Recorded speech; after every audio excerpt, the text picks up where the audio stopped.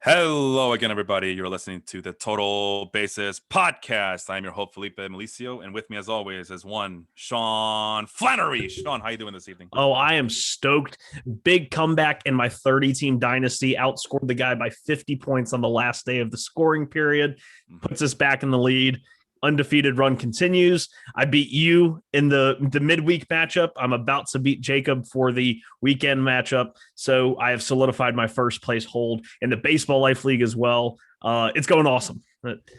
Went home for the weekend, got to see a buddy get married. And it's an Alabama wedding in the spring when right at the beginning of the ceremony, the tornado sirens start going off and everyone's just like looking around. Oh, no, not again. The groom said he looked at the pastor and just said, "Read faster." I remember Reed Faster, former prospect for the Mariners, right? Oh, gosh. No, okay. There is a Quinn Priester. It wasn't a Catholic church. We have Quinn Priester now. For the Pirates? Yes. Yeah, I did a short blurb on him in March when we were talking about the Pirates and how I kind of like three of their minor league pitchers down there. And Quinn Priester was one of them. Hey, there we go. So some hope and promise for the Pittsburgh Pirate there. One day they'll get it right. They'll write their own ship. Anyway, as you mentioned, I'm having a bad time with in the Baseball Life League. Suddenly, my hot start has now kind of fizzled as all my important players have decided to go on a slump. And if this doesn't show how important Juan Soto is to baseball, my team is the definition of Juan Soto not being there. As for the second year in a row, in the first month of the season, Juan Soto is nowhere to be found because he's injured. So, but most importantly for me, it's the superstar players that I draft. The young players that I have on my team. Gleyber Torres is slumping. Vladimir Guerrero, Rafael Devers. He had a hot start. Vlad did, and I'm just now looking, and he went 1 for 11 for you this weekend. That's it's tough when your stars are having matchups like that. Yeah, and then the pitching shit the bed this past week with Lucas Giolito against you. That I knew I had. Once I saw Lucas Giolito just have an awful Patriots Day start against the Red Sox, I knew I was going to lose that game as nothing was going to help me there. But bright side, Kevin Gausman and Joe Musgrove continue to be the superstars I thought they could be at pitcher. So not all is lost, just a bump on the road as we see what happens on Monday.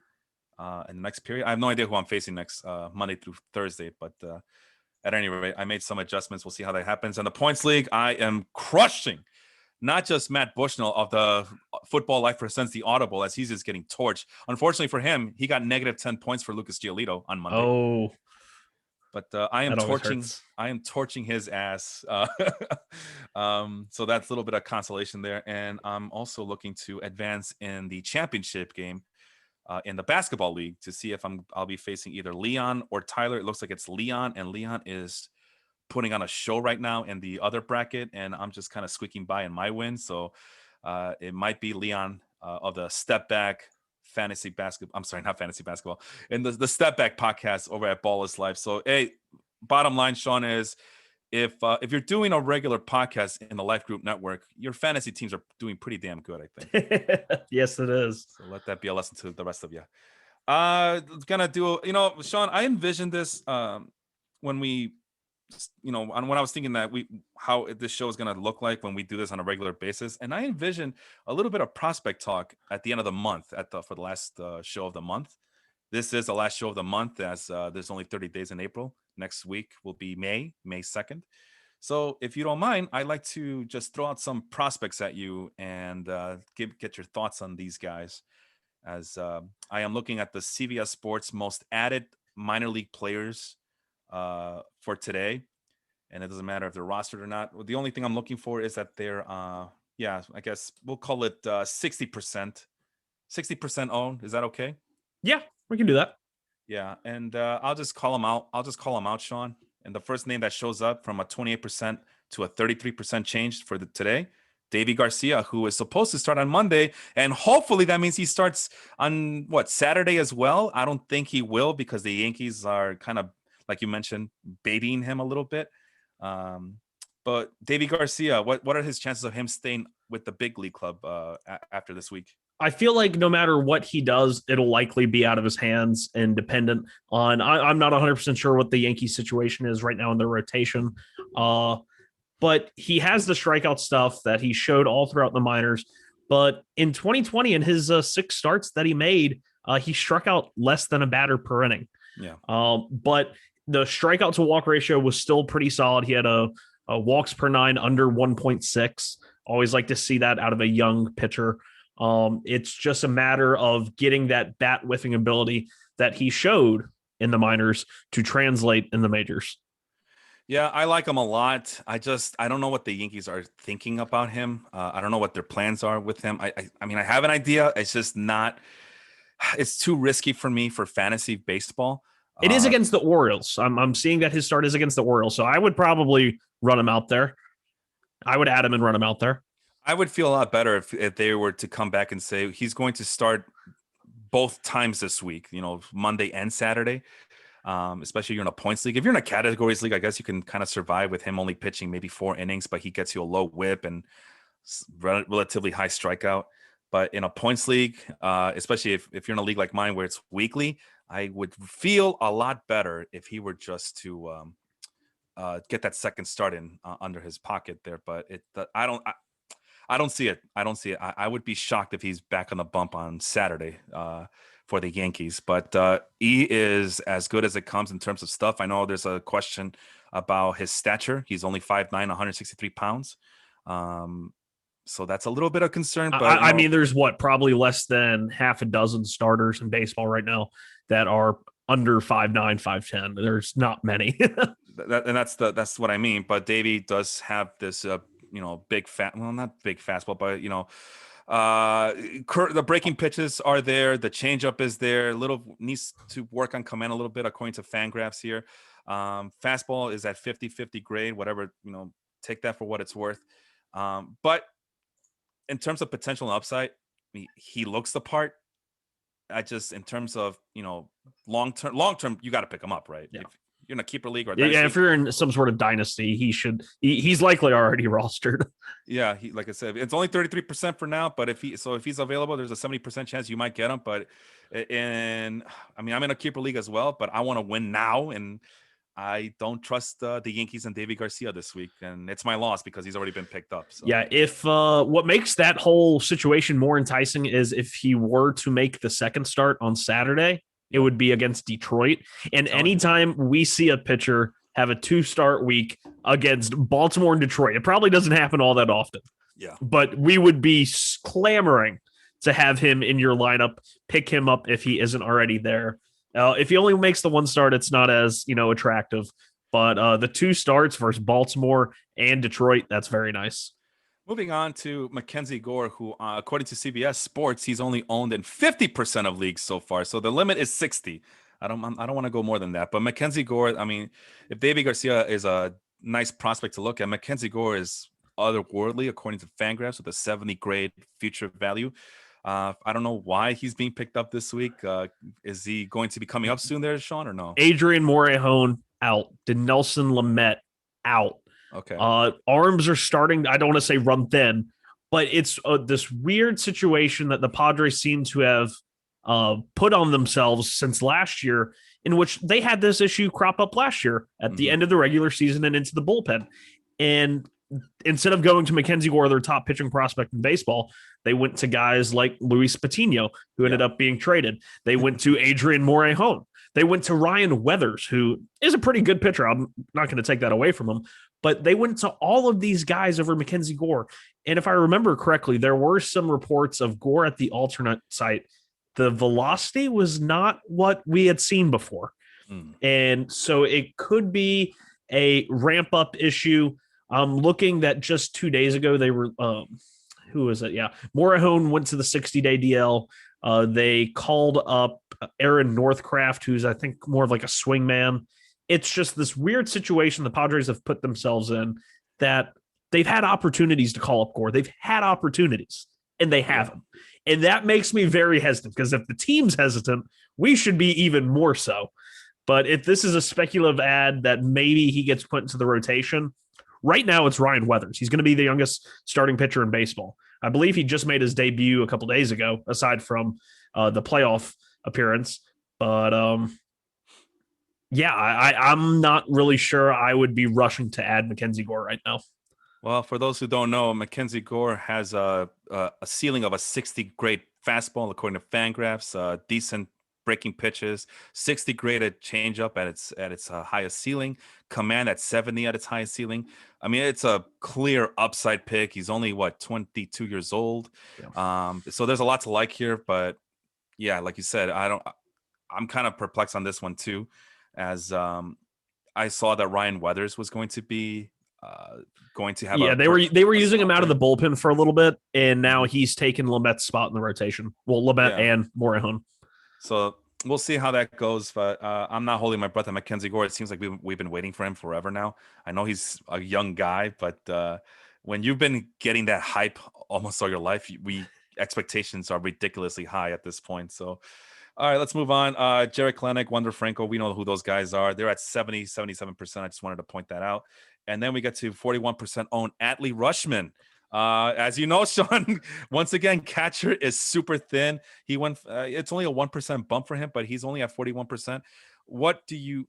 I guess the question I should frame is, how do you like Atlee Rushman's prospects for 2021? I just don't think they're going to rush it. I think they are going to give him playing time once the minor league season starts up here in a couple of weeks at the beginning of May. Yeah. I just don't think he's going to be a guy that they have any incentive to call up. Seattle, one of the GMs or someone had an interview talking about, the possibilities of Kalenic coming up. And he used the phrase, we don't want to, the Mariners are, he said, we're playing good right now. We don't want to rock the boat.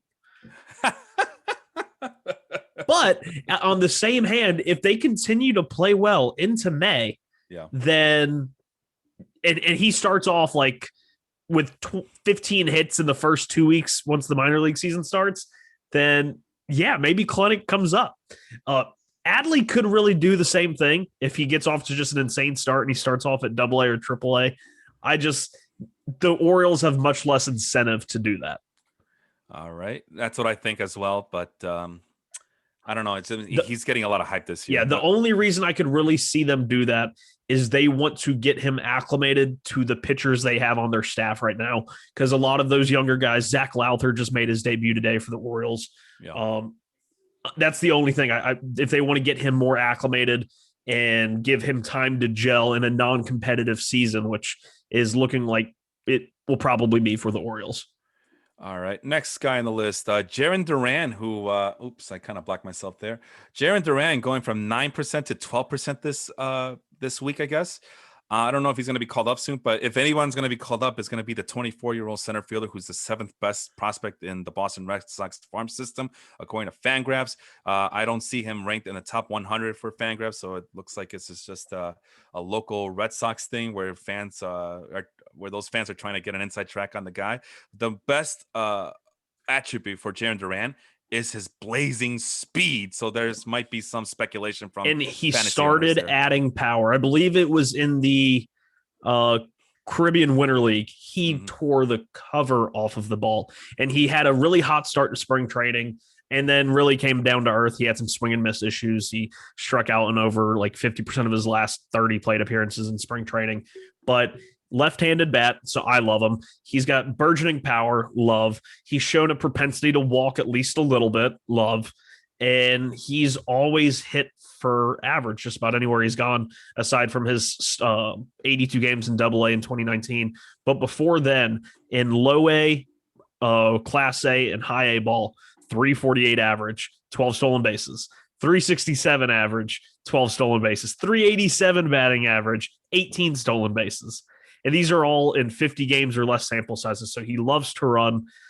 Right now, that Red Sox team is clicking. So once again, maybe they don't want to rock the boat because right now their outfield has been anchored by the likes of Alex Verdugo. Marwin Gonzalez has been rotating out there. Franchy Cordero and Hunter Renfroe have really been struggling. So maybe that makes them more likely to call up Duran, put him in center, move Verdugo over to a corner.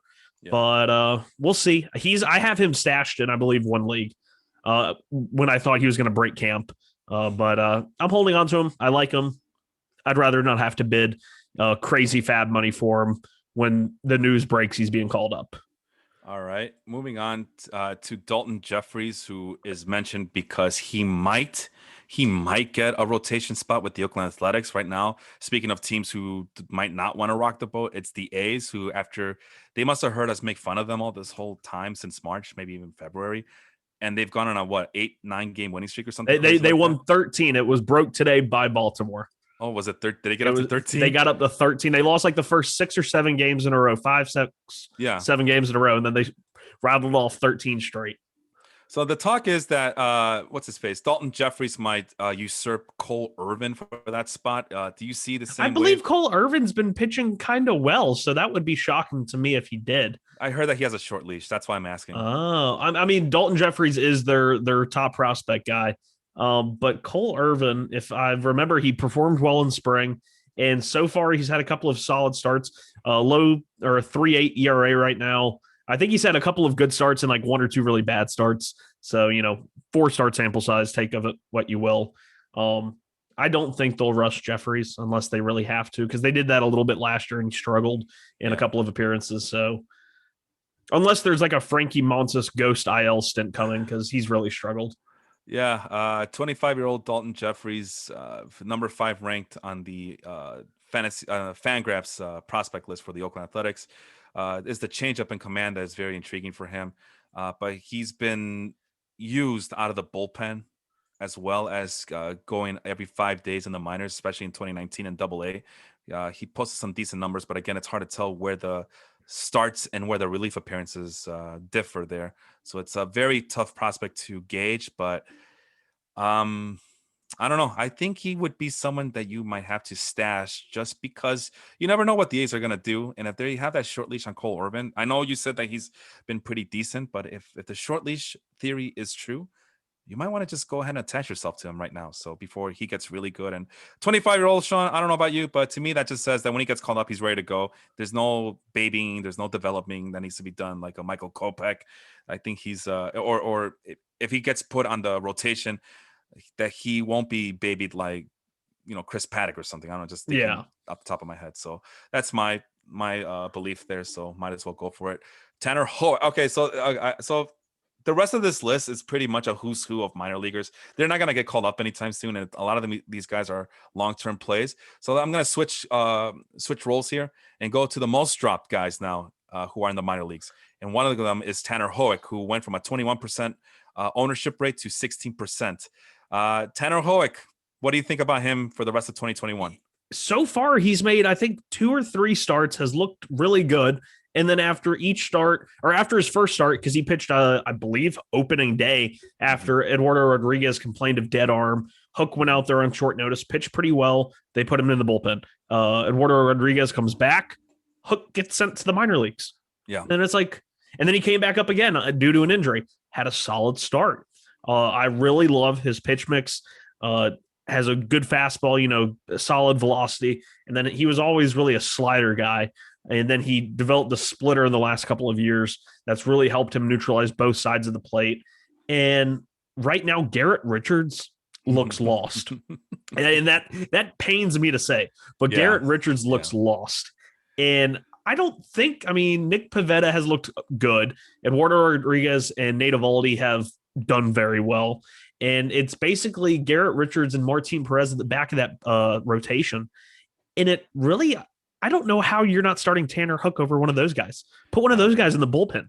Garrett Richards, I've been saying for over a year now, Garrett Richards would be I believe a phenomenal relief pitcher. I think he'd be a lot like Seth Lugo. Yeah. And like you said, you think it's time. Tanner Hoek has to be starting for this Red Sox team. They're playing fantastic baseball right now. They're in first place. They have one of the best offenses in baseball so far. And he was recalled. Yeah, last week he was the 27th man. He started, and then he was sent back down. Tanner Hoek doesn't deserve this. He really doesn't. He should be pitching now. I agree. Considering where the Red Sox are and how, good Tanner Hoek can be, why not? He's throwing the ball at 95 miles an hour. He's serviceable. He's has really good control.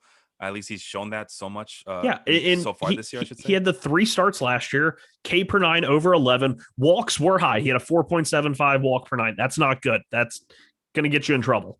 But that was still with the strikeouts and the ability to suppress home runs. He had a 3.2 whip.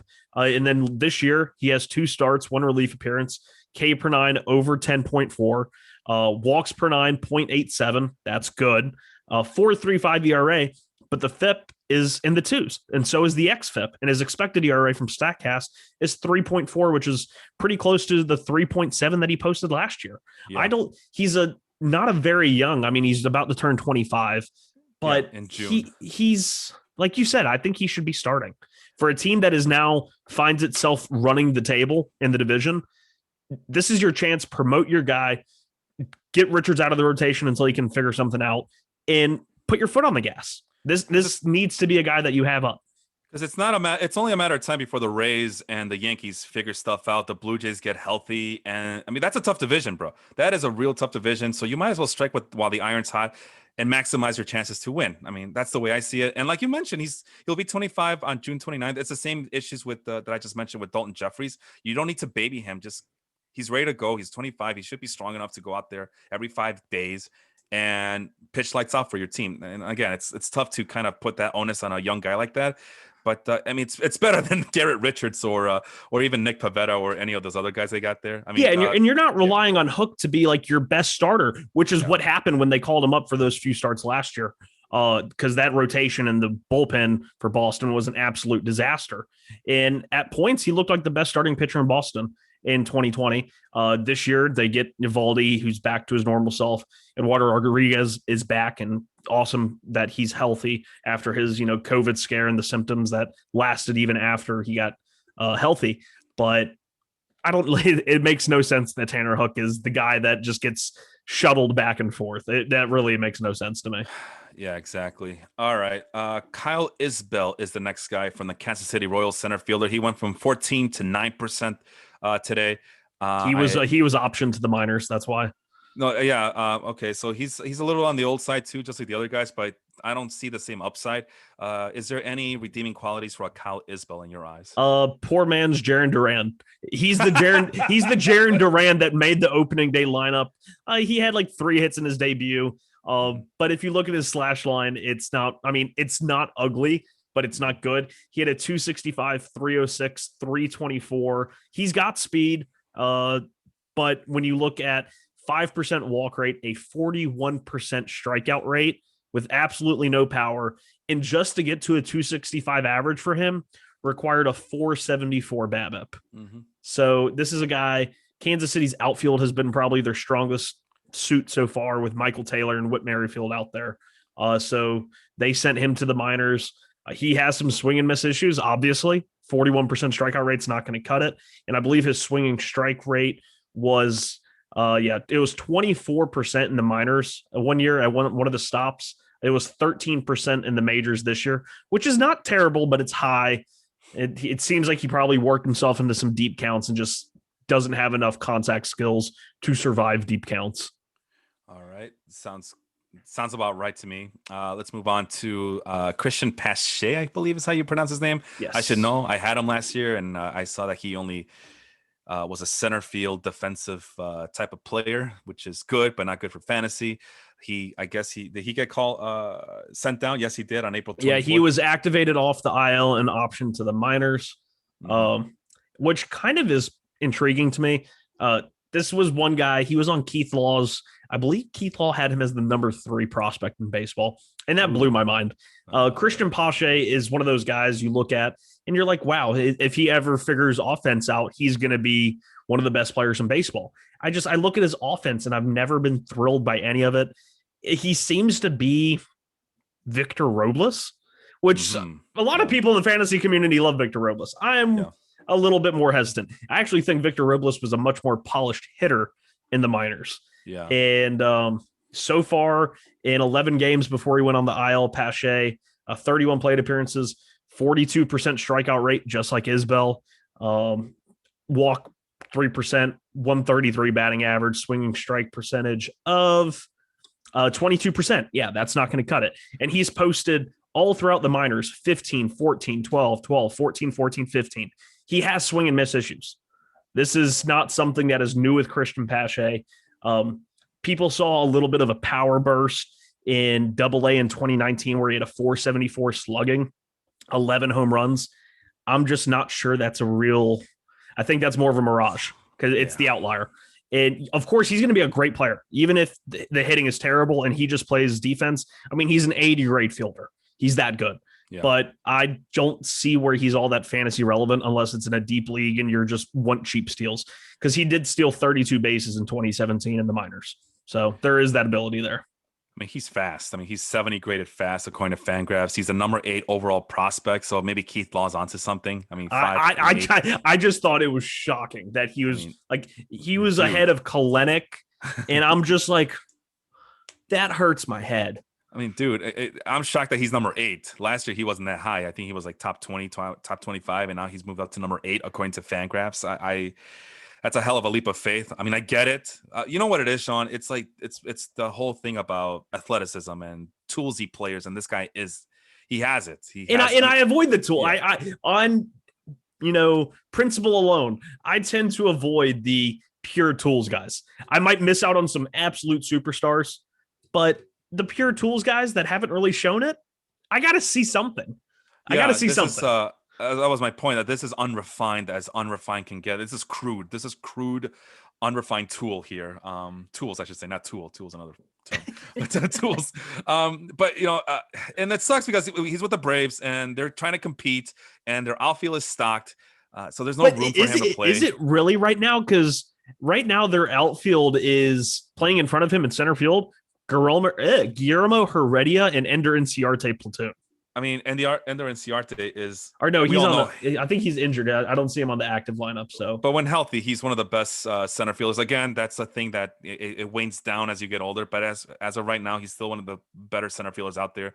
And last I checked, Guillermo Heredia has done very good for himself this year. Inciarte strained hamstring for the 7th time in like 4 years. So, I mean, his legs just fell apart. It was the weird thing with Ender Inciarte. I loved him. He killed the Mets, though. But his legs just went, and they went fast. Well, like I said, it does dip down after a while. So you got Acuna, he's not, and Ozuna. Those guys aren't going anywhere. And then Heredia, who's hit him, he's done enough to stay up here. And then who's the backup right now? Now this NCR. It would have to be like Johan Camargo playing one of the corner spots. Adriana, I don't want to butcher his first name. Adrianza. Yeah, he was playing some of right field when Acuna went down, and that's just a weird situation to be in, that your top prospect is being cut out by Guillermo Heredia, who's been a barely replacement level player over his career. Like I said, they want that veteran presence out there while they're trying to compete. And then the other problem with Christian Pache with the Braves is that Drew Waters is also kind of lurking. And if we want to talk about swing and miss issues, regardless, I mean, he's a top 5 prospect for the Braves, top 50 overall in Major League Baseball. So I think that's one of those things where you got some competition, and if you fail, they can replace you easily with another young guy, whether we like it or not, or whether we believe in him or not, I should say. So that's the issues. So you know what it is, man. It's also I was going to mention that it's this football mentality. If Christian Pache was a football player, we would all be screaming how he's a first pick overall, playing cornerback or something, right? So how tall is this guy? Yeah, 6'2", 215. Yeah, so he's an athlete. He's an athlete. Tall safety, yeah. Tall cornerback, maybe. I mean, he's super fast. It's just a matter of time when he puts it together. He's only 22 years old, so he has time on his side. We'll see. But yeah, right now it's as cool can be in terms of the Christian Pache stock. A couple of guys here. Nick Neidert for the Marlin. Another short starting, but Nick Neidert. Neidert? Okay. Neidert. Looks like an L to me, but okay. Oh, it is Neidert. Why does it look like an L? This damn CBS. Damn you, CBS. All right. Yeah, they have him listed at 6'1". But I believe they talked about him when he pitched against the Mets or somebody. I was watching his start, and they showed him standing in the batter's box, and he just looked like something out of a movie. Like, he looked really small at the plate. Well, they always want to hype up the inches there to show that he's no short guy, So you can't be short playing professional sports, as you know. Well, what do you think about him? It looks like he's a command guy and more of a crafty guy than a stuff guy. I avoid at all cost. Like, you would think his style would play in Marlins. He's just gotten roughed up. Like, yeah, he has. Yeah, it's a very I don't want any part of it. All right, let's move on then. Brent Honeywell is being dropped from 17 to 16%. I guess this is a good place to stop right here with Brent Honeywell. Is he gonna see some major league action this year with the Tampa Bay Rays? He already debuted, and he was used as a opener once and I believe a follower once. He's appeared in 3 games and opened 2 of them. 4 innings, 4 strikeouts, a couple of home runs. Let's see the game logs, because he had that perfect debut. And then in his last 2 outings against Kansas City and Toronto, struggled in 2 1/3 innings, gave up 4 earned runs with 2 home runs and 3 walks. So probably needs a little bit more seasoning. Tampa has plenty of arms, so we'll just shuttle guys back and forth. And that's what I meant. Will he see anytime later on this year? And as soon as those words came out of my mouth, I kept thinking to myself, "Oh, but Tampa's loaded everywhere at pitching." So it's a tough order there for Brent Honeywell, who is he was among one of the top prospects in Tampa. Now he's number 12 overall according to Fangraphs. And I could have sworn his future value was much higher than 45, but it's sitting at 45 with the 2 things that are most appealing about him is his fastball and his changeup. But his injuries have kind of derailed his progress. He's already 26 years old. Golly, where has the time gone? So, yeah. And unlike the other 2 names we mentioned, which was Dalton Jeffries and Tanner Hoek, Brent Honeywell is going to need some babying at 26 years old. So, yeah, not a very good not a guy to keep an eye on. Breaking news. I was just trying to pull up the scoreboard on it. Well, he's saying that Madison Bumgarner, Austin from Inland Empire, one of our Mr. Cole followers, Calhoun, Mr. Cole Calhoun himself, saying that Madison Bumgarner threw 7 no-hit innings in a doubleheader. It's 7 perfect. I don't see a hit by pitch. Oh, okay. So, he no hits, no walks. He might have hit a batter though. Oh, okay. So it might be a little league perfect game for sure. It's a little league no hitter, but this is going to cause some controversy because people are going to be pissed at how come he doesn't get a no hitter? You're ruining baseball, Manfred. You're ruining baseball. God damn it. Why does he get a no hitter? Because no hitters, as defined by the rules, are 9 complete innings. It's like the whole thing with Shane Bieber when I accidentally said that he got a complete game against the White Sox. No, it's not a complete game because the game went on to the 10th inning. Like, oh, okay, well that makes sense. But for no hitters, so Henry's letting us know there is a hit by pitch, so it was a no-no, but it's not a no-no. It's a no-no-no. Yeah, it's a 7-inning no-hit outing for Madison Bumgarner, which is good, but it's not a no-hitter because by definition, I believe no-hitters have to be 9 complete games. Because if we're gonna let him have a no-hitter after 7 innings, and I get this, is how many starting pitchers have lost their no-hitters in perfect games in the 8th inning and then in the 9th inning. Yeah. So yeah, I understand why, but good on Madison Bumgarner. Maybe he's going to go get added in a bunch of leagues now, and then you're just going to feel nothing but disappointment and hate when he allows 11 earned runs in his next start. Well, that's the follow-up question. Right now, he's only rostered in 46% of leagues at CBS. Oh, God. Does this make him rosterable, I guess? Yeah, he posted for the start through 5 only innings. 4-seam fastball, cutter, curveball, and generated only a 30% CSW, which is the called strikes plus whiffs. And 30 is good. It's not like elite, but it's very good. His fastball averaged 92. Or no, that's the exit velocity. Yeah, the exit velocity and his pitch velocity were about the same. He averaged 91 on the fastball, 86.5 on the cutter. That 91 mile an hour average fastball is actually almost up 1 mile per hour from last year. Madison Bumgarner is a guy I'll never count out just because he knows how to pitch. The stuff is gone, but he still knows how to pitch. So I wouldn't be shocked if he throws a couple of gems like this still, but he's just a risky play. He's so risky. He gets shelled almost way too easily. Yeah. And it's a risk that you really have to take. So here's an interesting fact for you. Zach Gallen and Madison Bumgarner threw for a combined 1 hitter in 14 innings against the Atlanta Braves. And we talk about Madison Bumgarner having issues. What's up with the Braves, man? We just talked about Christian Pache. Maybe they can use him right now and him and his hacking ways, but that's not a good sign if you're a Braves fan. Yeah. I mean, Zach Gallen, of course, a great pitcher. Don't want to knock him there. He came back. I know a lot of people were freaking out that, oh no, he broke the arm bone in his arm, But yeah, I didn't realize that he had the complete game there too as well. Only allowed 3 base runners. Yeah, good for him. I didn't give up on him. So he's still on my team. And I am now rolling on all cylinders right now, Sean, with Zach Gallen finally healthy. Well, hopefully he stays healthy, right? Because we don't know. But yeah, like I said, if you're a Braves fan, your team is in deep trouble. They're not looking very good. And that NL East, we mentioned it time and time again, that is one tough division to be. Teams are just going to bully themselves this year against the National League East. It's even the Marlins are tough. Yeah, the Marlins are tough. As much as I like to make fun of them, they are a tough team. They're in 3rd place right now. And then the Nationals, they have that veteran Moxie we always talk about. So they need to pick up the pieces there in Atlanta. Okay, so Henry's saying it was a throwing error, not a hit by pitch. My bad. Okay. All right. Anyway, I want to talk about, and since we're on that doubleheader, Pavon Smith, my prospect. We talked about him this year in the offseason, I believe. Yes, he was one of the guys. He came up as a first baseman. He was drafted as a first baseman with very light power. He started getting some exposure to the outfield in 2019 in Double-A, and then during the shortened season, he was at the alternate site to start off. And I almost didn't believe my eyes when I first saw it. But they said Pavon Smith is taking reps in center field, and I'm like, what? This is a guy with really no agility, and he had worked on it. He started at first base in game 1. And started, I believe this was his 3rd or 4th time in center field. After taking over, of course, they've lost Ketel Marte to injury, Tim LaCastro to injury. So Pavon Smith is filling in, and he went 3 for 4 with the home run and I believe a triple in game 1. So one of those lesser known prospect guys that you really buy into. It's oh so sweet when they do something like this.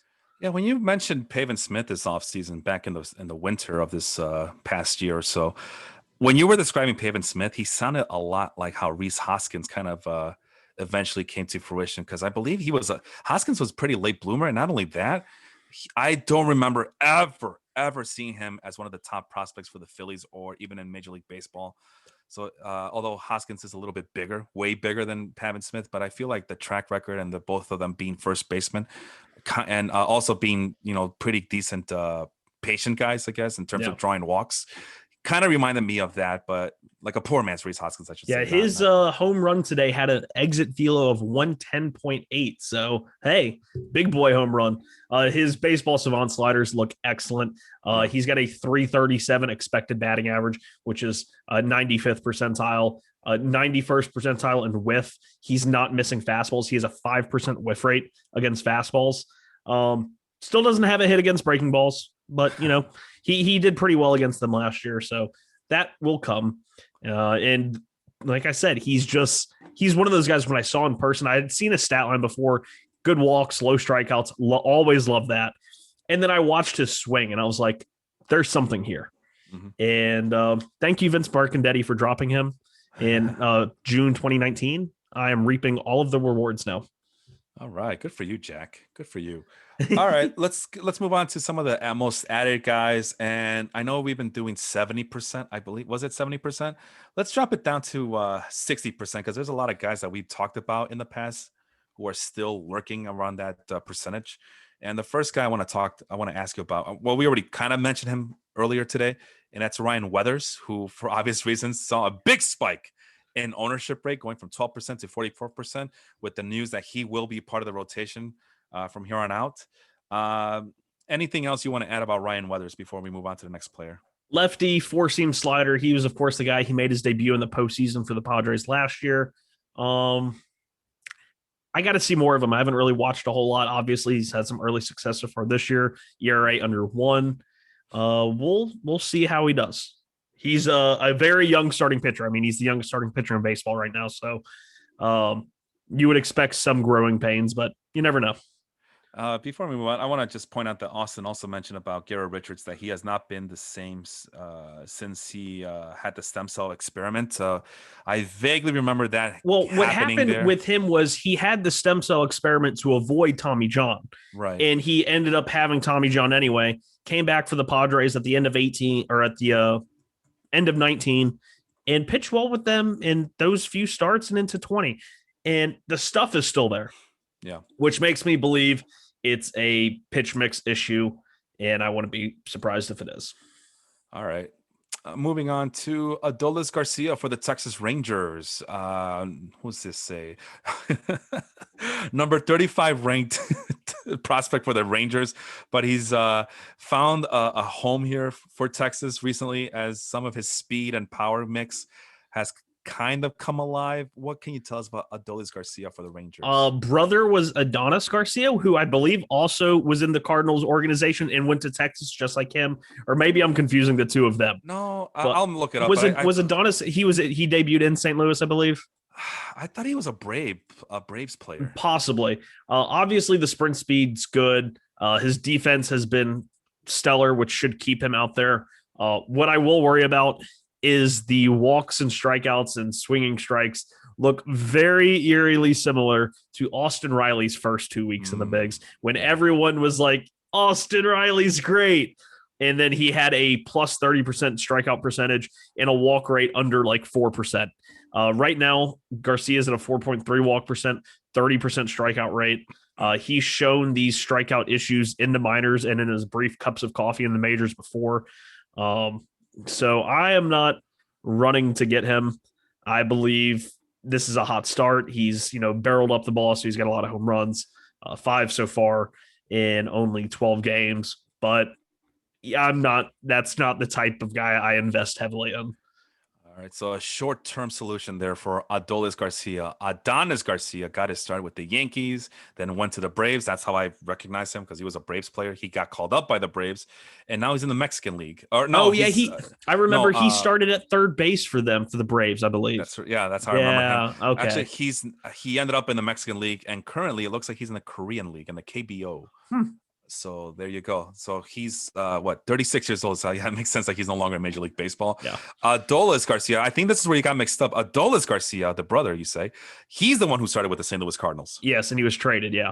Yeah. A lot of people are saying, "Oh, this is Randy Arozarena 2.0," and I'm just like, I don't think so. I wouldn't go that far. Speaking of which, you mentioned something that kind of triggered my memory right here, and I wanted to talk about really quick before I forget about Jay Bruce, who finally called it quits this past week. And I have a little connection with Jay Bruce, because back when I was an aspiring sports writer back in 2008, he got called up. And I don't know if you were playing fantasy baseball back in those days in 2008 when Jay Bruce was being called up by the Cincinnati Reds there, Sean. But boy, when he got called up, it was mayhem, because he got off to, number one, he got to a really fast start. And number two, he was a very, very highly anticipated prospect for the Reds for a while. And I saw some of the craziest things ever during that time period, where people were giving up a lot of good players to get a taste of Jay Bruce on their own team. Didn't matter if they were in dynasty leagues or keeper leagues or what do they call them, redraft leagues. But people were just knocking on the door, and the owners who picked up Jay Bruce made a killing, taking advantage and selling the price high on Jay Bruce. And it ended up biting people in the ass, because guess what happened to Jay Bruce? After a hot start, he kind of came back to normal. And I don't know about you, Sean, but I don't think he ever lived up to his lofty expectations. But, he played for the Mets for a while. I mean, he played everywhere for a while. And then Cincinnati to the Mets to Cleveland back to the Mets to Seattle to Philly to New York. Trying to do that Jason Giambi thing, and it just didn't work out for him. A lot of people were kind of making fun of him, because Sports Illustrated mentioned something about the shift killed Jay Bruce's career. Oh, I thought that piece was so. Oh, I hated that piece. It reminded me of a piece that I was it Beyond the Box Score. I know I posted it somewhere. I don't remember where exactly, but it was a piece that the Beyond the Box Score did on Ryan Howard that was similar. Like, the shift ended Ryan Howard's career. And there is something to be said about that, but Jay Bruce, he'll tell you the first thing, like, I'm here to put the ball over people's head, drive the ball to the gap and into the seats. So I don't know. It's a mixed bag. That's a different topic of conversation, but I don't know. I just seen Jay Bruce retire kind of brought memories of my prehistoric days as being an aspiring sports writer in my mid-20s. So I feel like he was one of the preeminent power hitters in what was, the pre-juiced ball era. I mean, he was a guy who in his first 3 years in the big leagues. The first 2, he didn't play over 110 games, still hit 21 and 22 home runs. Then 25 in his first really, full year, 148 games. And then 3 or 4 out of the next 5 years hit 30 plus home runs. And this was right as the ball was, maybe getting a little bit more lively. And so I think that just speaks something to how strong he was when he was young. And of course, everyone's going to remember the Jay Bruce, who was the laughing stock on Twitter for the last 3 weeks that he was in New York. But that's not the way we should remember Jay Bruce. It really isn't. I think he was a great hitter. He was an underrated base runner, even in his younger days. He had speed that I think not a lot of people realized.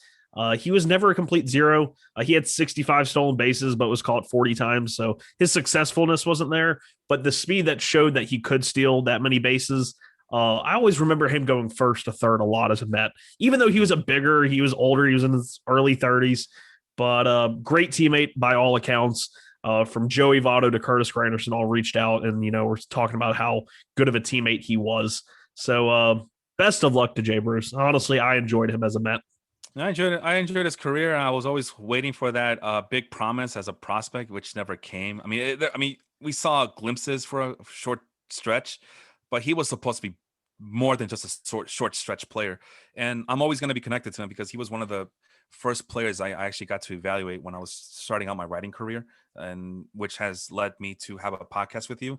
And so I have a connection with Jay Bruce because that's where it started with him. So then that's all I'm going to say about that. But he had 319 career home runs. I would call that a success. Most top prospects don't get half of that. We were hoping for 400 or 450 home runs. We were hoping for Giambi 2.0. Yeah, that's why I mentioned him earlier. And for the Reds, so it's a hitter-friendly ballpark. I was expecting 40 home run seasons every year.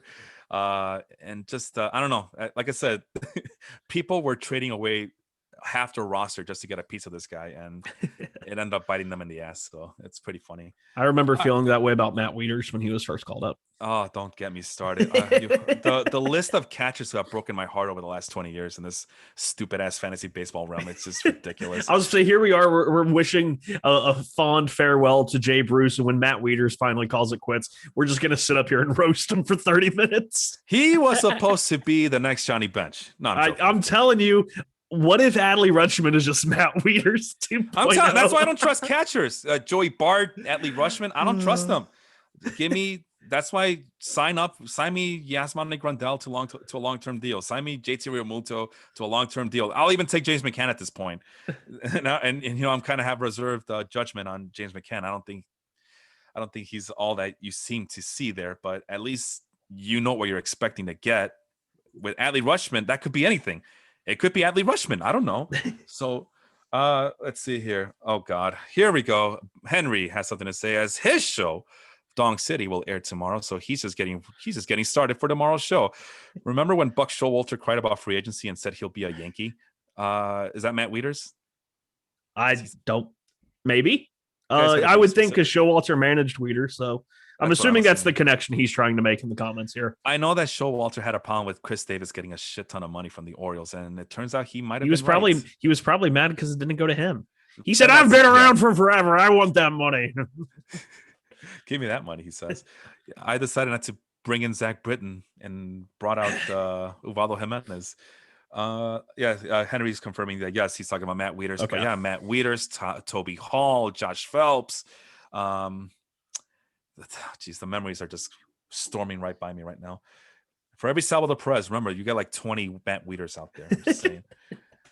All right, who's next on the list here? My guy, Alex Wood, who I've picked up everywhere in all my leagues. I'm buying in on Alex Wood. There's a couple of things I like about him. Alex Wood, right? Hear me out. Former heavy, highly rated prospect for the Dodgers, so that's a good thing.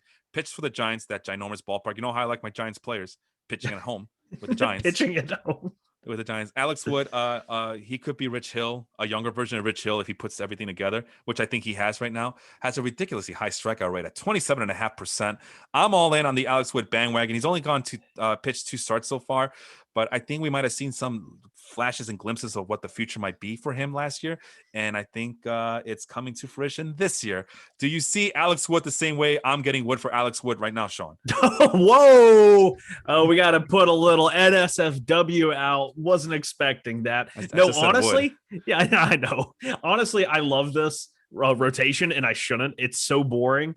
I told you. But the starting rotation, Kevin Gossman's still not an ace. I don't care that he had 11 strikeouts again. I don't care that he had 11 strikeouts. I'm in denial. I'm in denial. I'm not satisfied. But you know which starting pitcher who's still 30 years or younger, like Wood just turned 30, that is on this staff, that has dealt with a lot of injuries, but has shown success in the past?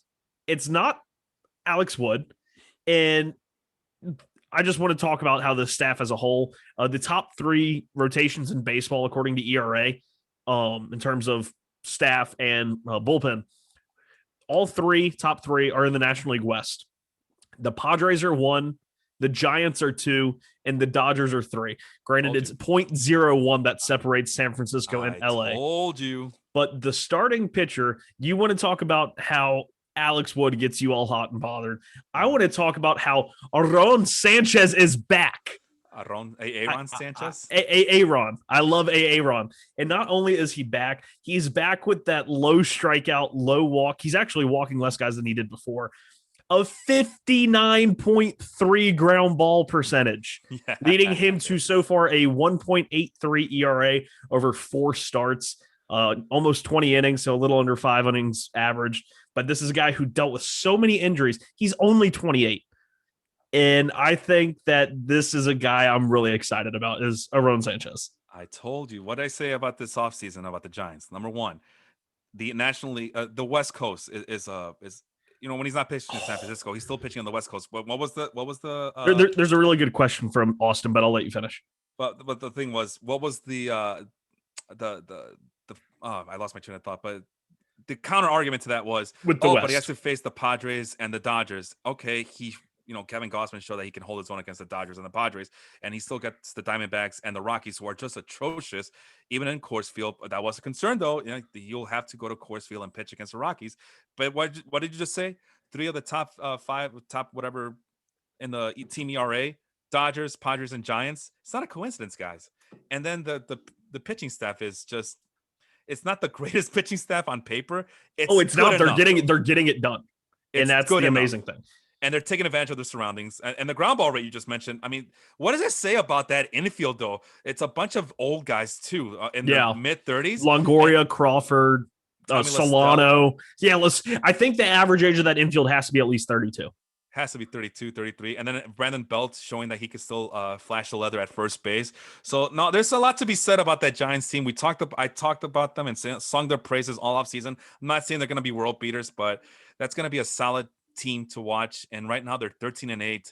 I warned you guys about them. Nobody ever believes Felipe. He thinks he's crazy. Shout out to Henry for posting posting his sources about that Buck Showalter thing. Apparently Showalter thought his comments were off the record. I don't think so, buddy. Yikes. All right, so he has a question. Okay, let me read the question. I'll let you answer it, okay? Austin Spiro is asking, Alex Wood, Kyle Gibson, or Matthew Boyd? Go ahead, Sean. That is such a tough call because one, Kyle Gibson is doing something that we've seen him do before. Matthew Boyd is having success in a almost unbelievable way. But I'm kind of buying it. And Alex Wood, I like, and I always have liked. It's just, he's destined to get hurt again, right? Yeah. I mean, not in San Francisco, man. That's the beauty. Hold on now.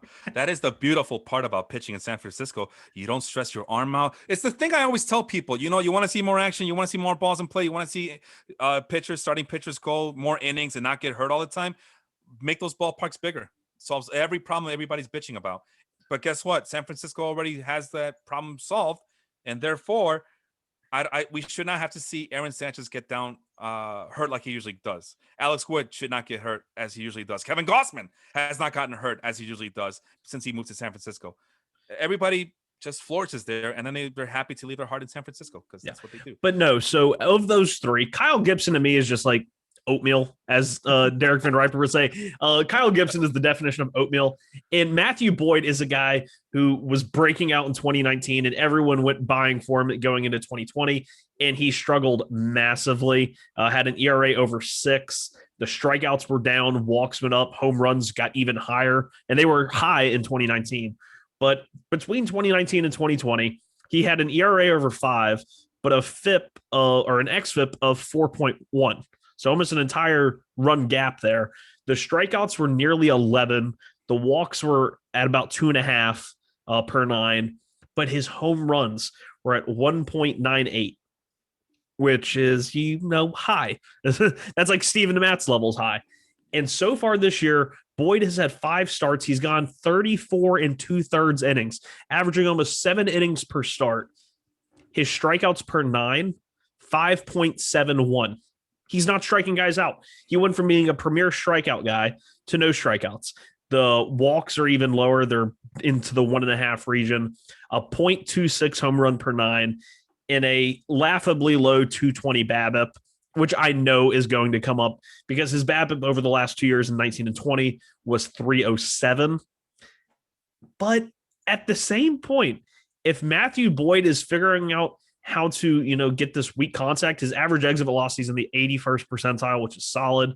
He's already shown that ability to strike guys out. Is this him taking the next step? And is the next step after this combining the two?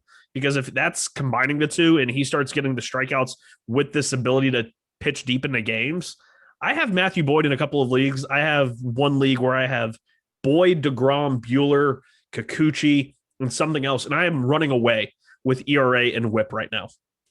And but out of that 3, I probably pick Matthew Boyd. I believe Alex Wood gets hurt and Kyle Gibson is just Kyle Gibson and does not excite me. As crazy as this sounds, I mean, all these guys are over 30 years old, but I have to like Alex Wood on this one. I still believe he has the upside to just blow the smoke out of the water against the other 2 pitchers.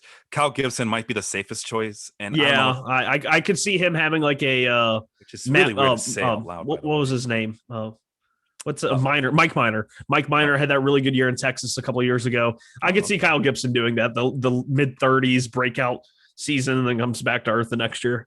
Like I said, I was trying to say Kyle Gibson being the safest pitcher of the 3 is just so weird to say out loud, but it is what it is. The other problem I have with Matthew Boyd is he pitched for the Tigers. You don't know what to expect from the Tigers. You don't know how the run support's going to be or who's going to bobble the ball in the infield or outfield. And I am a little concerned about the lack of strikeouts, although you explain why it may not be such a big deal, I guess. Yeah, I mean, for a guy that averaged nearly 11 strikeouts per 9 over the last 2 years, which followed a pitch mix change, he started throwing that slider, right, more and more. But for someone who's had such bad home run issues, he's never been a high BABIP guy. His BABIP was right around 300, but now the BABIP's at 220. The XBA is at 240, which wasn't the best. In 2018, he had a 209 expected batting average against, and in 2019, 218. So he's kind of in between. Expected ERA is 3.2, so it's not fluky, honestly, like you would think with his BABIP and his home runs per 9. But we'll see. It's an interesting choice for sure. All right, so I went back to 2018 up to the current timeline that we're in 2021. So from 2018, since 2018, compared to all 3 pitchers, right? Alex Wood, you mentioned already that he gets hurt a lot, and you could tell because he's had only 38 game starts since 2018 compared to Kyle Gibson and Matthew Boyd, who average about 79 together combined. Strikeouts, Matthew Boyd gets the edge there. Sierra, Alex Wood gets all those fancy ERA peripherals, probably because he hasn't pitched a lot. But when he does pitch, he's been good. He really has. He's been pretty freaking good. Alex Wood induces a lot of swings outside the strike zone, which is something I love to look at. The contact rate is somewhere hovers around 75% for all 3 of those guys. So, I mean, there's nothing wrong with that. Wood does get a higher hard hit rate, but none of these guys are over 40%. They're solid starting pitchers here, by the way. And Matthew Boyd has shown the ability to just have a really high swinging strike rate compared to the other guys. In terms of the exit velocity, 88 miles per hour for all of those guys. So you really can't go wrong. But like I said, Gibson might be the safest. Boyd might be someone who might figure things out and go on a hot streak and go back and pitch to his regression to the mean, I guess, so to say. but I still believe in Alex Wood. I still Yeah, think that he might be the highest coming upside there. back, it's interesting to see that before 2020, he didn't throw a slider. He was sinker, changeup, curveball with the occasional four-seam fastball that might just be a glitch of the cameras picking it up wrong. Is that Matthew Boyd? No, Alex Wood. Alex Wood, sorry. And now, since 2020, he throws sinker slider change, and we could go in and look at the pitch shape and see if his slider has just changed a little bit, or his curveball's changed a little bit. And now it's a slider. I know that happened with a couple of guys I've seen lately, but the slider has always, been pretty good. Yeah. It's great right now. It's got a 48% whiff rate. You just worry about a guy who throws a sinker at least 40+% of the time. Over the last few years, batting average against 292, 270, with expected batting averages that back it up, that say he deserves to have that. Right now, his batting average against on the sinker, he's only throwing it 91.4 miles an hour average, a 222 batting average against, 261 expected batting average, 556 slugging against it, a 628 expected slugging. So that sinker still looks like a very hittable pitch that maybe he's just trying to get by on the slider change. And I mean, he's throwing the slider 40% of the time. So that's maybe why he's getting as far as he is right now. All right, let's move on. I guess we're already at the top of the hour. I don't know when exactly would start, but let's finish up strong here. Let's go with another Giants pitcher since we're on the topic. Anthony DeSclafani. Again, gotta love these guys, man. They're in the perfect situation to be pitching. I give kudos to Farhan Zaidi for piecing together this rotation. It might not last all year, but he's pieced together these guys that we had high hopes for 5 years ago. Yes. I mean, this is the all 2015 breakout pitching rotation. And here they are 5 years later. They're 30s. All in their 30s, and they're making it work. Well, he's having a good time right now. 9 strikeout per 9, 2.57 walk per 9. He looks legit, man. He looks really legit right now, and I'm kicking myself for missing out. For everybody else, he's owned in 57% of leagues in terms of CBS. So at ESPN or Yahoo, he might just still be available for you to pick up. And he makes our cut at 60%, below 60%. So that's why I mentioned him. Kyle Gibson, we talked about. You mentioned him as oatmeal, but it looks like he's about to post one of his better seasons. It's funny that you mentioned. I've just pulled up Anthony DeSclafani's Baseball Savant page, and I wouldn't be shocked if he's wearing, because I believe he's only on a 1-year deal. I wouldn't be shocked if he's wearing a Pittsburgh uniform next year, because pitchers similar to him based on velo and movement. 2021 JT Brubaker, 2020 Chad Kuhl, and also 2021 Kyle Gibson, who you were just talking about, and I rudely interrupted. So I will hand it back to you to wrap up your thoughts on Kyle Gibson, aka Mr. Oatmeal. That was it right there. But getting back, Oatmeal, you finish it just like that. Just like that. You gotta get through it, and you get through it, and you feel better for it, but you don't know, you're not satisfied. But no, getting back to what you just mentioned about Kyle, was it Kyle Gibson you were talking about going to Pittsburgh, right? No, Anthony DeSclafani. Okay. The pitchers similar to him are JT Brubaker and Chad Kuhl, both Pittsburgh Pirates. I was just gonna mention that. Come on, man, Pittsburgh doesn't sign any free agents. You should know better. God, that's such a pathetic franchise. They could probably sign me if I sent in a nice enough video. Could use a little bit of editing, but hey. After Kyle Gibson, we stay in Texas and mention Kohei Arihara, who we talked about here and there, and every time I think we're done with him, he sneaks back up. Only owned in 33%. He's been getting a little bit better every start. It's a slow, like molasses kind of deal with him, but he's starting to look better. The strikeouts are not what they should be in Major League Baseball. But he's getting through. I mean, 3.05 FIP there, Sean. Yeah, he also threw an absolute clunker today. He allowed, in only 2 innings, allowed 6 hits, 4 walks, no strikeouts. Oh! How often do you see a pitcher go in a game now with no strikeouts?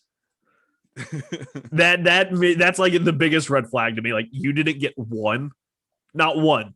Not even the Pirates pitchers do that. But here's what's to like about Arihara, and this is why his ownership rate has gone up, right?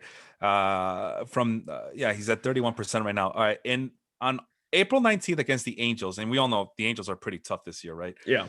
5 2/3, 2 walks, 6 strikeouts, 77 pitches. And if you're in a points league, he should have gotten you 22.5 points. At least in my points league, he did. And against the Tampa Bay Rays on the road, 5 2/3, 5 strikeouts, no walks, 85 pitches, 22 fantasy points. And this is why I think he's been getting picked up lately, going from 14% to 33%. But yeah, for this start, he's probably going to drop down to below 30% again for ownership rate for Kohei. He has a really fun baseball savant page to look at. His sliders are terrible, but he has seven different pitches. He throws a 4-seam fastball 30%, 20 or slider 20%. He throws a cutter and a sinker combined 25%, a changeup and a split finger, and a occasional curveball. That's like so much fun. Like if you're a hitter, you have no clue what's coming. And if you look at the performance of those pitches so far, his fastball is getting hit to a 533 batting average. Just absolutely punished.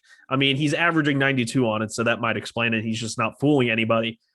Every other single pitch, he's allowed a combined only 8 hits. He's allowed 8 hits on 94 fastballs, and out of the other 90-something pitches, he's allowed 8 hits. All have batting averages under 175. The slider, cutter, sinker, changeup, split, they're not hitting it, but they're crushing his fastball. So do it that way you may. Maybe you should just stop throwing a 4-seam fastball. Yeah. Maybe. I mean, you don't have the velo. Rely on your cutter. Rely on your sinker. We've seen a lot of guys do that. Madison Bumgarner, who just threw the no today. I mean, he doesn't throw a 4-seam fastball really anymore. He throws that cutter a lot. He still throws the fastball, but the cutter is what gets him by. And it's for only being 28 years old. I would think Ari Hara would throw harder, but Ari Harder and Ari Harder. Well, something to do with it, the way they play baseball over there. There's a joke to make to mix in a Alex Wood Kohei Ari Hara team name. Wood Ari Harder. Yeah. I'll leave now. All right, let's get through a couple of more players, and I think we're almost done here. Let's finish up strong with these 4 players. Let's go with, you mentioned Pittsburgh. Here's Adam Frazier. Adam Frazier continues to move up the rankings here. He's at 54%. It's a 20% jump from compared to last week to this week. I think you had nice things to say about him last time we talked about Adam Frazier. Can you kind of recap those thoughts one more time for us, please? I always thought he could have been, when Jeff McNeil first came up, I thought he was going to be a lot like Adam Frazier. Adam Frazier is just a guy right now that I feel like I don't know what to really think about him. He's had a couple of good years and a couple of bad years, and he looked like he was just going to be a solid average guy who never hit for power, but solid on base percentage. This year, of course, he's posted the best numbers really since his debut season in 2016. He's trade bait. I think he is trade bait to a good team that is in need of a guy that Pittsburgh has no need for, especially Ke'Bryan Hayes, Pittsburgh, phenom. He's gotten delayed. And once he finally comes back, they could always put Phillip Evans, who's been filling in quite well for Pittsburgh. They could put him at second base and Ke'Bryan Hayes back at third. Because I think Adam Frazier is supposed to be a free agent either after this year or next year. So we know Pittsburgh can't afford him anyway. All right. Who's on the other? Okay, here's David Peralta, who that's the GIF I used earlier today to kind of let the people know that we had a late start today. David Peralta had a game for the ages. He's 33 years old. I've always liked him, but a couple of things going against him. He's getting older. He plays for the Diamondbacks, and he's left-handed. So that's the trifecta that I don't like. But it looks like, are we going to believe that this is a big bounce-back season for David Peralta in 2021? I think we mentioned him on a show recently within the last month or so. Probably. I think he's a guy that also gets traded. He's someone who's always made solid contact. He's had some platoon issues, but he's always hit the ball hard. He doesn't really swing and miss a whole lot. His defense used to be better than it was. It's kind of starting to be middling or so. I mean, he is 33. But he's a guy, professional hitter, kind of like a poor man's Nick Markakis, who's hit the ball and slugged it a little bit harder than Nick ever did.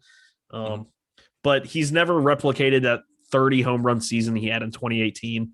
But the batting average, he's a career 290 hitter, and I think that is legit. Somebody with his batting skills who's made consistently hard contact and is rated in the top 10% of max EV, max exit velocity since he debuted in 2015.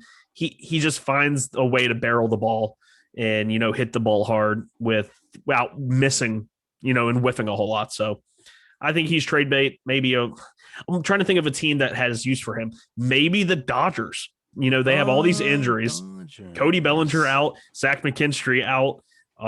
Maybe David Peralta goes to LA. I don't know.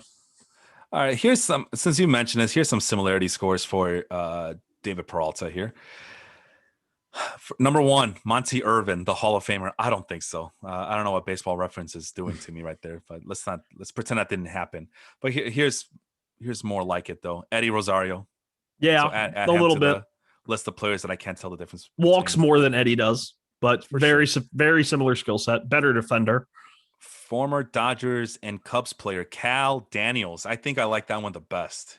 The one I'm liking here from Baseball Savant is 2016. I believe he would have been on the Rockies then. Justin Morneau. I kind of like that comp. I think Morneau was a bit more polished. Can I get an outfielder comparison? Outfielder, they have a 2019 Gerardo Parra. Yeah, except they had like two but I can see how their careers might end up the same. Parra was a fast guy. Peralta was a power guy, but they always had a better hit tool than I think people anticipated. So here's another one. AJ Pollock, his former teammate with the Arizona Diamondbacks. Maybe he's going to go to Los Angeles and platoon with his former teammate. I was just thinking that too. Like they'll reunite and win another world championship for the Dodgers. But yeah, that was a thing back in the day. Peralta and Pollock. He's got one of the best, I think, nicknames in baseball. Who, Peralta or Pollock? Yeah, Peralta. He's the freight train. He's the freight train. Yeah. Whenever he came over to he had that 7 RBI game and he went over and he did he's pulling down on the train horn. It was really cool. Oh, better than Josh Donaldson's little umbrella thing. I hate that thing. That explains so much. Thank you for clarifying that. But yeah, that was supposed to be a thing in Arizona, Pollock and David Peralta. And I guess they made the playoffs a couple of times, I think, if my memory serves me right. And that's all they did. Just nothing much to it. Another name for you, Shane Mack from the Minnesota Twins, solid left fielder. Who? And the 32, Shane Mack. Oh, for player comparison. I thought this was a guy who's playing. I was who? No. Maybe in 1991, but not 2021. And then the last guy I wanted to talk about in terms of the similarity scores, according to Baseball Reference for David Peralta, at age 32, Raul Ibanez, which I think that's the best comparison. That is a good one. I like that one. That is a good one. Baseball Reference don't ever change.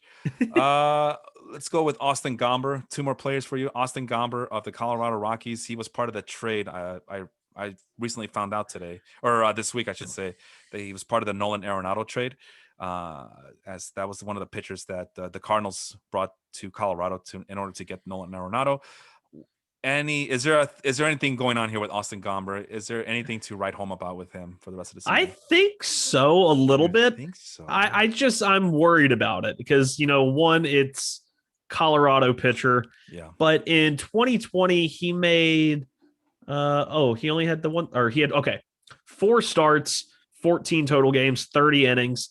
And he was 96th in barrel percentage, meaning he did a pretty good job of avoiding barrels. So far this year, he's allowed more barrels, but his hard hit percentage is pretty good. So I wonder if there's a skill set there that we'd have to look back into his minors to see if he was, avoiding hard contact guy. But the fastball isn't getting crushed. It should be according to his expected statistics, but it's not so far. The slider's solid. The curveball's even more so. Maybe he's Kyle Freeland and we don't know it yet. Maybe he's the Kyle Freeland 3rd place Cy Young guy before he has a 6 ERA the next year. And if he's the prior, then obviously you want him on your team because he pitches well. But he's a risky guy because, Colorado. Yeah. Let's see. Where the heck did he go? Gomber. I lost. There he is. He's going from a 7% to a 24% ownership rate over at CBS Sports. I wonder if that has something to do with the starts that are coming his way. While I looked it up, the last guy I wanted to talk about was Nico Horner. And Yeah, I'm he's pulling had up 3 straight consecutive quality starts. I didn't mean to interrupt, but that would explain the uptick. One of them was versus the Giants in San Francisco. One was the Dodgers in LA, and then one was the Astros in Colorado. All 3 at least 6 innings, less than 3 earned runs. Struck out a combined 18 batters in those 18 and a third innings. So maybe there's something there. And as predicted, he will be starting on Monday against the Giants against our guy Anthony DeSclafani in San Francisco again. At San Francisco again. And on May 1st, Madison Bumgarner and the Diamondbacks. So there's your 2 starts for Austin Gomber. With that knowledge being in your back pocket there, Sean, do you go pick up Austin Gomber and put him in your active lineup today? Is the Diamondback game? I apologize. Was that in Arizona or in Colorado? Yeah, both of these games were on the road. So in Arizona, I give him more of a hint. But that Arizona team has been smashing the ball. Both in Cincinnati, where they, I believe, swept or had 3 of the 4. And then they have won, I think, 2 or 3 in a row against Atlanta. That Diamondbacks team is on fire, so that makes it a somewhat risky play. Although I believe Gomber being a lefty makes it a little bit easier for him to neutralize some of those Diamondbacks bats. Pavon Smith, David Peralta, Josh Rojas, all are left-handed. And I believe Eduardo Escobar doesn't hit lefties very well, so he might have a couple of matchup pros there. And the last guy was Nico Horner. He got called up. It looks like he's been starting every single game for the Cubs this past week since being called up. Who wanted to watch Sogard and David Bodie platoon at second base anyway? Not me. Yeah, there you go. So I guess you're all in on Nico Horner then, I'm assuming. I mean, he's not my favorite, but I like it. And I definitely like the fact that, in 2020, he showed an ability to take some walks. He's shown that early so far this year. So far, just looking at his first few games, he looks like a man on a mission. He's already has 4 hits, 3 walks in just 3 games, I believe. So he's out. I think he's playing with maybe a small chip on his shoulder. This was a guy, he played a lot for them in 2020, 48 games. And then after spring training, they say, oh, you're not making the team. I would be pissed. Yeah. Especially if you played. I mean, he didn't do well in 2020, but he did well in 2019 when he got called up. Right. Yeah, I think he's playing with a chip on his shoulder. And if he's batting anywhere in that top 5, which he very well could, Javier Baez struggling, could probably go down the lineup. Then he's a guy that you got to put in. I think he would be a good 1 or 2 hitter behind or in front of Ian Happ. Yeah, that's how I pictured it. For some reason, the Cubs didn't see it that way. Maybe that just goes into the whole theory that they're trying to tank and lose on purpose and get rid of all their veteran players, their superstar veteran players that got them that World Series in 2016. So here's another question for you. So we talk about this every single day, every single time, and this is going to be a running theme for the 2021, the second season of the Total Bases podcast, and this is how we'll finish today. We talk about these middle infielders who are they have high contact rates, and in terms of Nick Madrigal, he just seems to slap everything off the end of the bat. Yeah, and he picked up another 5 hits since last week with a couple extra base hits. Yeah, so how did Jazz Chisholm do this week? I'm sure Jazz did well. I don't want to. No, Jazz struck out too much, and that was one of the things we talk about. So one of the things we talk about is that he might be too patient, that he's just letting those good pitches go by the wayside. But a guy like Nick Madrigal, also patient, is able to make ridiculous, like I'm talking otherworldly contact with the ball. It's soft contact, but it's contact nonetheless, and he's avoiding those strikeouts. So with that in mind, it's going to be a running theme for you, Sean, and for me as well.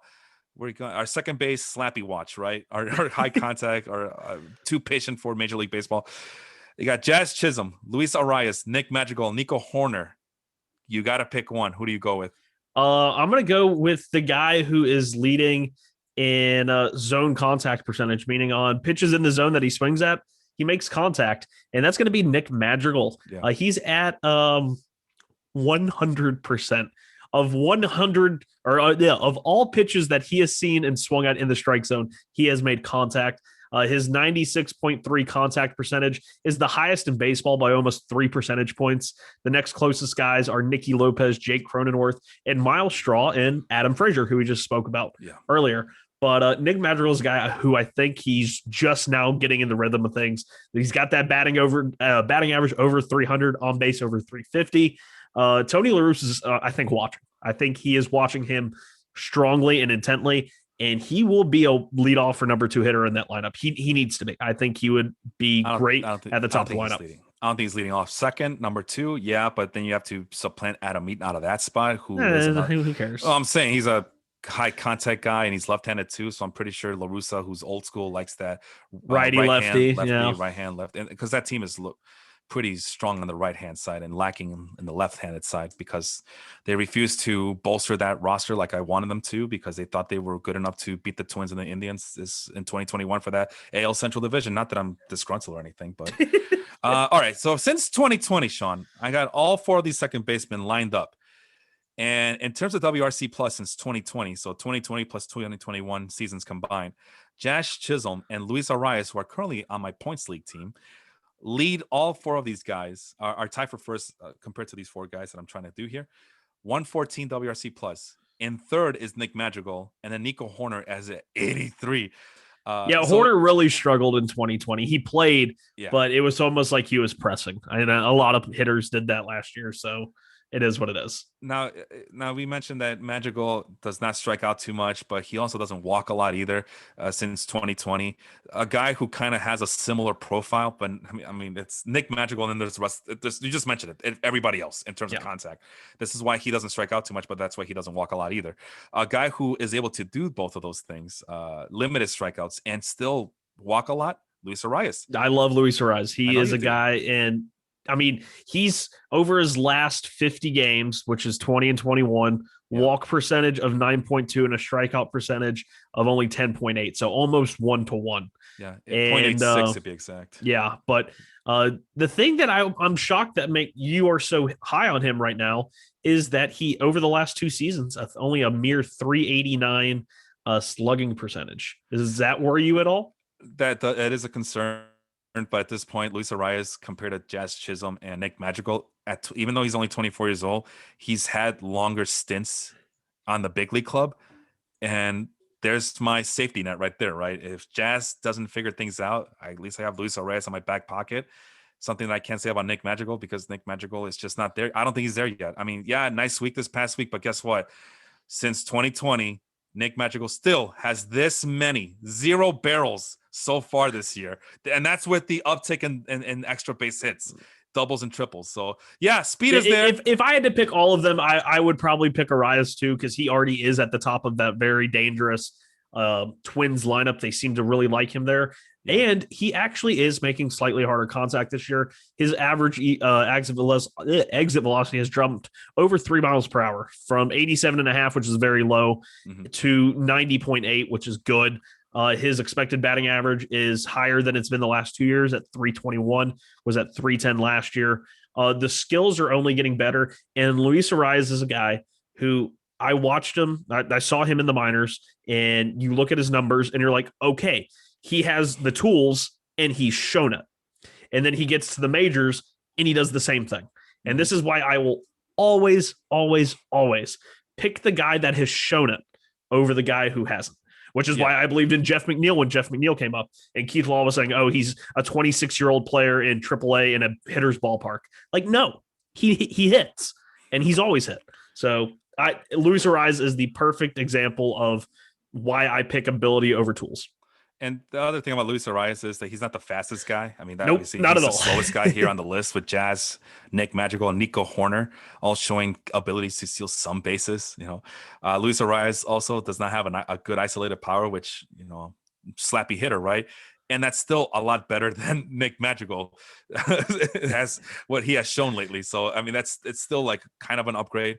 So if you're going to give me a Nick Madrigal type of player, but with some power, and I mean, it's not the best, but it's something. Then I had to make that move. I still have higher ops than Madrigal. Okay, so basically, Jazz Chisholm is probably the most explosive player on this list. Yeah, Luis Arias I would is agree. the steadiest. Nick Madrigal probably has the highest upside, but we're still kind of waiting. But there's really nothing.